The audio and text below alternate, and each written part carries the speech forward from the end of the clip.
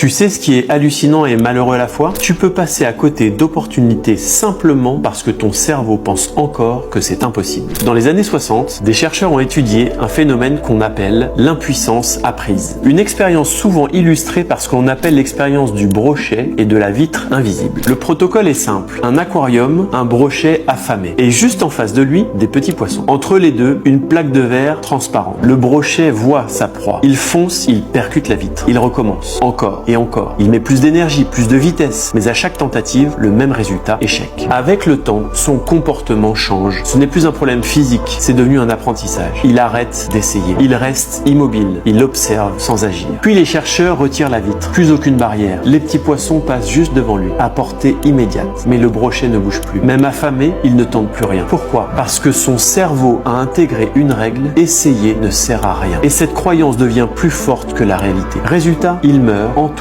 d'opportunités. Moral business, dans le monde professionnel, ce phénomène est partout. Un échec, un refus, une mauvaise expérience. Et inconsciemment, une règle se crée. Ce n'est pas pour moi, ça ne marche pas, je ne suis pas capable. Alors, les gens ralentissent, puis hésitent, puis arrêtent. Pas parce que c'est impossible, mais parce qu'ils pensent que ça l'est encore. Dans la franchise, cette réalité est fondamentale. Parce que tout est déjà structuré. Un modèle validé, un accompagnement, un cadre clair. La plupart des obstacles ont déjà été levés. La vitre n'est plus là. Mais beaucoup continuent à se comporter comme si elle existait encore. Par peur, par expérience passée, par croyance. Alors que ceux qui réussissent font quelque chose de simple. Ils testent à nouveau. Ils ne supposent pas, ils vérifient. Et au fond, la vraie question est simple. Est-ce que l'obstacle est encore réel ou est-ce qu'il existe uniquement dans votre tête ?